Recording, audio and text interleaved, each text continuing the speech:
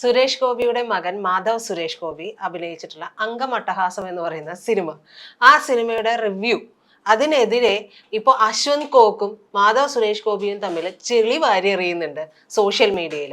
ഇതിൽ 1,00,000 രൂപ വാങ്ങിയിട്ടാണ് ഇതൊക്കെ ചെയ്തതെന്നാണ് പറയുന്നത്. സത്യത്തിൽ ഇത് എന്തിനാണ് ഇങ്ങനെ പരസ്യമായിട്ട് വന്നിട്ട് ഇങ്ങനെ ചെളി വാരി എറിയുന്നത്? അല്ല, അത് നല്ല കാര്യമല്ലേ, നടക്കട്ടെ. ചെളി വാരി പിന്നെ നമ്മൾ ഇതിൽ കൂടുതലൊന്നും ഇതിൽ പ്രതീക്ഷിക്കാൻ എന്റർടൈൻമെന്റ് ആണ്. ശരിക്കും പറഞ്ഞാൽ ഇന്നിപ്പോ ഞാൻ നോക്കുമ്പോൾ അശ്വന്ത് കോക്കിനെ, ഞാനിത് വൈകിയാണ് കണ്ടത്, കാരണം ഞാൻ അശ്വന്ത് കോക്കിന്റെ ഇതൊന്നും റിവ്യൂ ഒന്നും കാണാറൊന്നുമില്ല. കാരണം അശ്വന്ത് കോക്ക് പറയുന്ന എല്ലാ കാര്യങ്ങളൊന്നും ശരിയല്ല. പക്ഷെ അതിലൊരു ആക്ഷേപഹാസ്യവും അവഹേളിക്കലും ഒക്കെ ഉള്ളതുകൊണ്ട് നമ്മുടെ ജനത്തിന് കാണാൻ കുറച്ച് ഇഷ്ടപ്പെടുന്ന കാര്യമാണ്. അതിപ്പോൾ പുതിയ കാലമാണ്, നമ്മൾ തെറ്റൊന്നും പറയുന്നില്ല.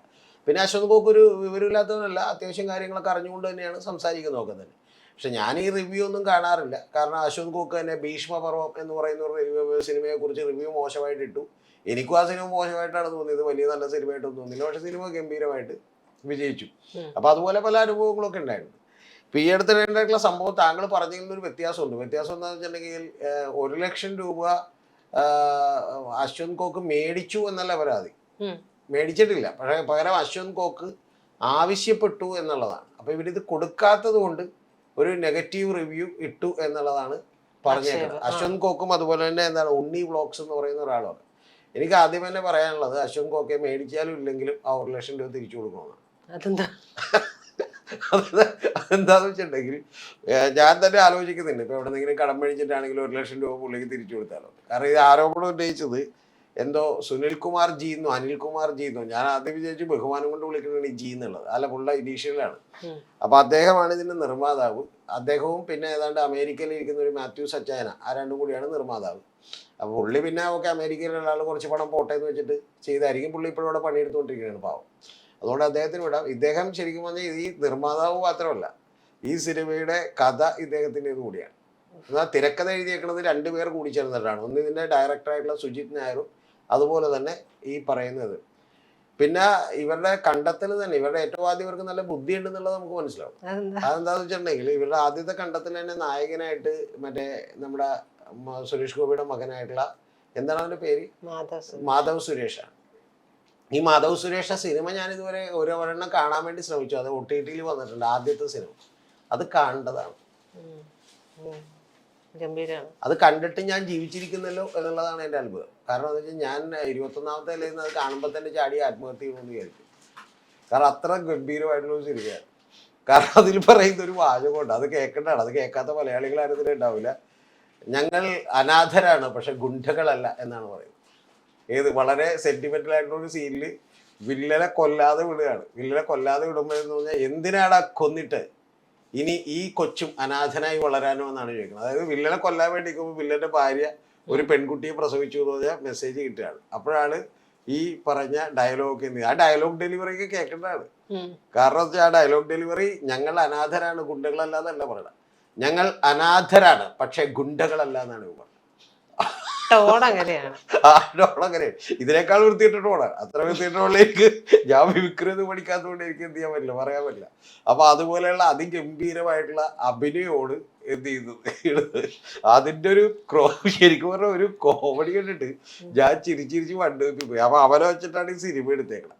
ഈ സിനിമയുടെ പേര് എന്താന്ന് വെച്ചാൽ അംഗം അട്ടഹാസം എന്ന്. സത്യത്തിൽ ഞാൻ പറയുന്നത്, ഇന്ത്യൻ നിയമം പോലും നോക്കരുത്. ഈ പ്രൊഡ്യൂസറുടെ ഒക്കെ കയ്യിൽ നിന്ന് ആരെങ്കിലും കാശ് മേടിച്ചിട്ടുണ്ടെങ്കിൽ അവരെ വെടിവെച്ചു കൊല്ലണം എന്ന്.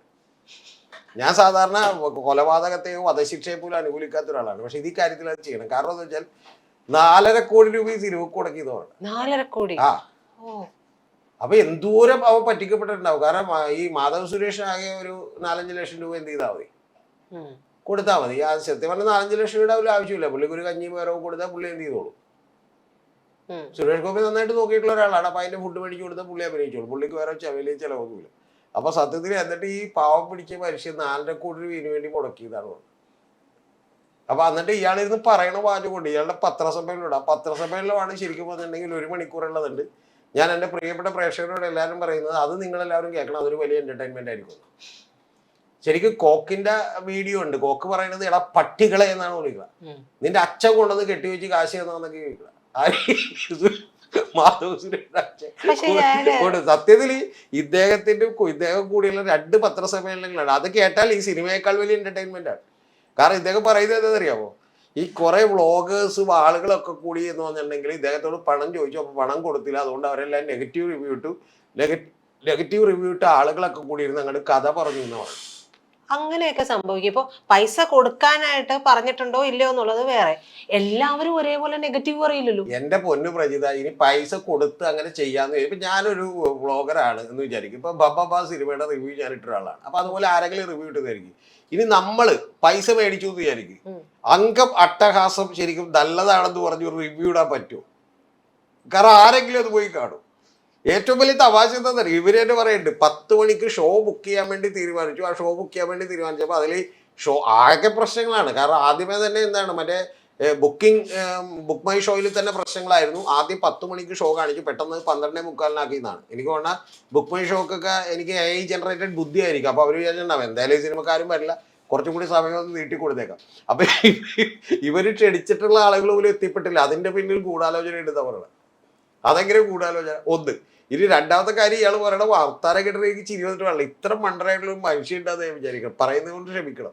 അദ്ദേഹം ഈ പണിയൊക്കെ നിർത്തിയിട്ട് വേറെ വല്ല പണിക്കും പോകണം. അദ്ദേഹം പറയുന്നത് അദ്ദേഹത്തിന്റെ 2ാമത്തെ സിനിമയാണ്. സിനിമക്ക് കഥ എഴുതിയിട്ടുള്ള ഇദ്ദേഹമാണ്, തിരക്കഥ എഴുതിയിട്ടുള്ള ഇദ്ദേഹമാണ്. ഇദ്ദേഹം സുജിത് നായരും കൂടിയാണ്. ഈ കഥ എന്താന്ന്, കഥയിൽ അദ്ദേഹം പറയണ എല്ലാവരും വന്ന് കഥ അങ്ങോട്ട് പുറത്തു പറഞ്ഞു. അപ്പൊ പെട്ടെന്നൊരു സർപ്രൈസ് എൻട്രി ആയിട്ടൊരു ക്യാരക്ടർ ഉണ്ടായിരുന്നു. അതൊക്കെ വന്ന് പുറത്തു പറഞ്ഞപ്പോൾ പിന്നെ രക്ഷയില്ല. പിന്നെ എന്താ വെച്ചാൽ 150 രൂപ എടുത്ത് കാണാൻ പോണവന് 150 രൂപയുടെ സാറ്റിസ്ഫാക്ഷൻ വേണമെന്ന് പറയണം. 149 രൂപയുടെ 151 രൂപയുടെ സാറ്റിസ്ഫാക്ഷൻ കിട്ടരുത്, അവന് 150 രൂപയുടെ കൃത്യ സാറ്റിസ്ഫാക്ഷൻ കിട്ടണം. ആ സാറ്റിസ്ഫാക്ഷൻ കിട്ടിയില്ലെങ്കിൽ അവൻ സിനിമക്ക് വരും. അപ്പൊ അതുകൊണ്ട് പുള്ളി ഇനി എന്താ ചെയ്യാൻ പോണെന്ന് കൂടി കേൾക്കണം. അത് കേട്ടിട്ടാണ് എന്റെ തല വരവിച്ചു പോയത്. കോക്കിന്റെ ഒന്നുമല്ല എന്നെ ചിരിപ്പിച്ചത്. എന്നെ ചിരിപ്പിച്ചതും ചിന്തിപ്പിച്ചതും എന്നെ ആഹ്ലാദിച്ചതും അർമാദിപ്പിച്ചതും ഈ പടം ഇറങ്ങി ഞാൻ പുള്ളിയോട് നന്ദി പറയുന്നു. സത്യത്തിൽ എൻ്റെ കയ്യിൽ 1 ലക്ഷം രൂപ ഇട്ട് ഞാൻ പുള്ളിക്കൊണ്ട് കൊടുക്കുന്നത്. എന്താ കാര്യം എന്ന് വെച്ചിട്ടുണ്ടെങ്കിൽ, പുള്ളി പറയുന്ന വാചകം എന്താ വെച്ചിട്ടുണ്ടെങ്കിൽ, ഈ സിനിമ ഇതിന്റെ ക്ലൈമാക്സ് മാറ്റി പുള്ളി വീണ്ടും റീഷൂട്ട് ചെയ്തെടുക്കാൻ പോണെന്ന് പറയുന്നത്.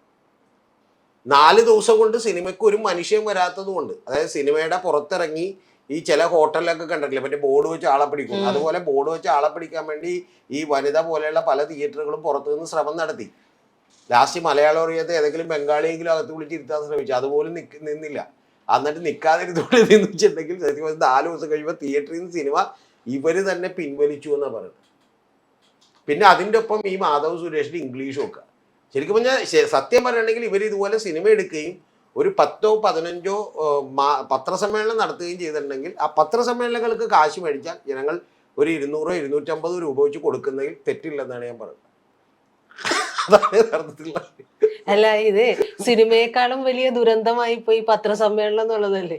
സിനിമയേക്കാൾ വലിയ ദുരന്തവും ഇത്. ഒന്ന് ആലോചിച്ച് നോക്ക്, സിനിമയുടെ കഥ പുറത്തായതുകൊണ്ട് ഉടനെ തന്നെ ആ സിനിമ വീണ്ടും റീഷൂട്ട് ചെയ്ത് ഒരു ദിവസത്തെ പ്രൊഡക്ഷൻ. ഇതൊക്കെ അറിയുമെന്ന് അറിയില്ല. ഞാൻ പല ഷൂട്ടിംഗ് ലൊക്കേഷനുകളിലൊക്കെ ഇത് ചെയ്തിട്ടുണ്ട്, പോയിട്ടുണ്ട്. ഇപ്പൊ ഈ പറയുന്ന സുരാജ് വെഞ്ഞാറമൂടും അതുപോലെ തന്നെ നമ്മുടെ പൃഥ്വിരാജും ഒക്കെ അഭിനയിച്ച ഷൂട്ടിംഗ് ലൊക്കേഷൻ ഞാൻ വേറൊരാൾ നിർബന്ധിച്ചിട്ട് പോയിട്ടുണ്ട്. അതുപോലെ ഈ ആലുവ UC കോളേജിൽ നമ്മുടെ ഇവന്റെ ഒരു ആസിഫ് അലിയുടെ ഒരു ഷൂട്ട് ഉണ്ടായിരുന്നു, മറ്റേ മാർജ മാത്തുക്കുട്ടിയുടെ ഒക്കെ സിനിമ. ആ സിനിമയ്ക്ക് ഞാൻ ഇതുപോലെ ലൊക്കേഷനിൽ പോയിട്ടുണ്ട്. അപ്പൊ ഇതൊരു 3 ലക്ഷം 5 ലക്ഷം രൂപയാണ് ഒരു ലൊക്കേഷനിൽ പെർ ഡേ ചെലവ്. ഇനി ഇദ്ദേഹം ഒരു 4-5 ദിവസം എടുത്ത് ഇതിന്റെ ഷൂട്ട് കിടത്താൻ പോകും. പിന്നെ ഈ ഷൂട്ടിന്റെ ഇതിന് കഥ എന്താണെന്ന് അറിയാമോ? കഥയുടെ ഏറ്റവും വലുത് കഥ എന്ന് പറഞ്ഞിട്ടുണ്ടെങ്കിൽ ഒരു ചെറുപ്പക്കാരൻ ഗുണ്ടയായി തീരുന്നതാണ്. അല്ല ഒരു ചെറുപ്പക്കാരൻ അല്ല ഇനിയിപ്പോ എനിക്കെതിരെ പ്രശ്നം വന്നെങ്കിൽ വന്നോളാം, ഞാൻ നേരിട്ടോളാം. ഒരു പ്രശ്നം എന്ന് പറഞ്ഞാൽ ഒരു ചെറുപ്പക്കാരൻ ഗുണ്ടയായി തീരുന്നതാണ്. എന്നിട്ട് ഗ്യാങ് വാറാണ് പുതുമയുള്ള കഥയില്. ശരിക്കും കേരളത്തിൽ ലോകത്ത് ഇതുവരെ ആരും പറയാത്ത കഥ. കൊടും ക്രൂര വില്ലനായിട്ട് എന്താണ് മറ്റേ പുള്ളി ആര് നമ്മുടെ ഷൈൻ ടോം ചാക്കോ. അപ്പൊ ഇത്തരത്തില് ഒരു കഥയെ സിനിമ എടുത്തു വെച്ചിട്ട് അത് പൊട്ടിന്ന് പറഞ്ഞ് കരയുന്ന നമുക്ക് മനസ്സിലാക്കാം, കുഴപ്പമില്ല. പക്ഷെ ഏറ്റവും പ്രധാനപ്പെട്ട കാര്യം അത് പൊട്ടിയതിന് കുഴപ്പമില്ല. പക്ഷെ പ്രശ്നം എന്ന് വെച്ചിട്ടുണ്ടെങ്കിൽ ആ പൊട്ടിയ സിനിമയുടെ ക്ലൈമാക്സ് മാറ്റിയിട്ട് എന്ത് ചെയ്യാൻ പോവാത്. ഇനി രണ്ടാമത്തെ കാര്യം എന്ന് പറഞ്ഞാൽ ഇവർക്കെതിരെ പുള്ളി നിയമയുദ്ധത്തിന് പോവാണ്. അത് നിയമയുദ്ധത്തിന് പോകുമ്പോൾ പുള്ളിയുടെ അടുത്ത വാചകമുണ്ട്. നിയമയുദ്ധത്തിന് 2 കാര്യങ്ങൾ. ഒന്ന് ക്രിമിനൽ കേസ് കൊടുക്കാം.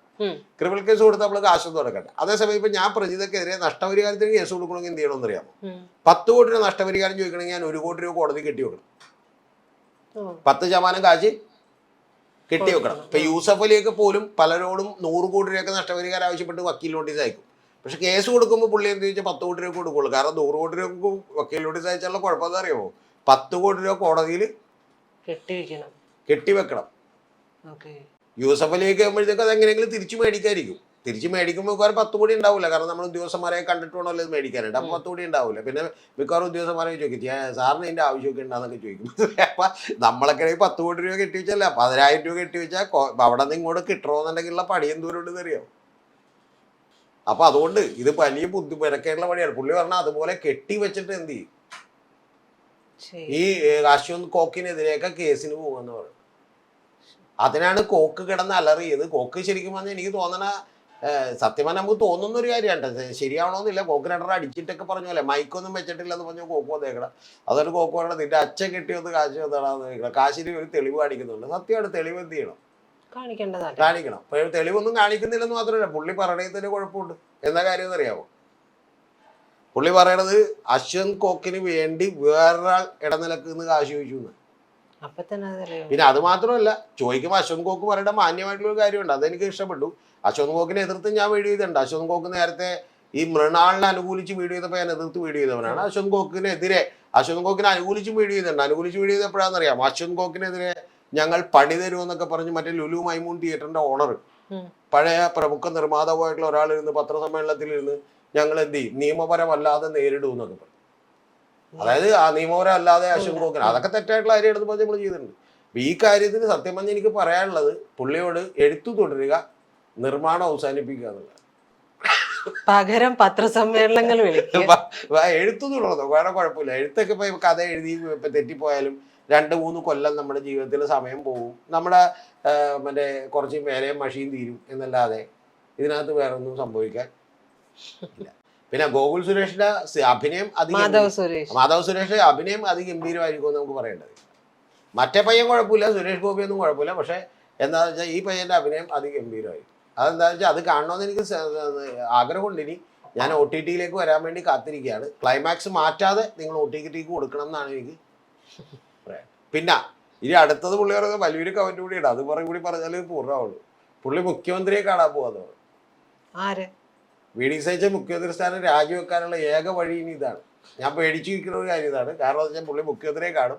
മുഖ്യമന്ത്രിയെ കണ്ടിട്ട് ഇവർ പറയുമെന്ന്, ഈ പരാതികളെല്ലാം മുഖ്യമന്ത്രിക്ക് കൊടുക്കും.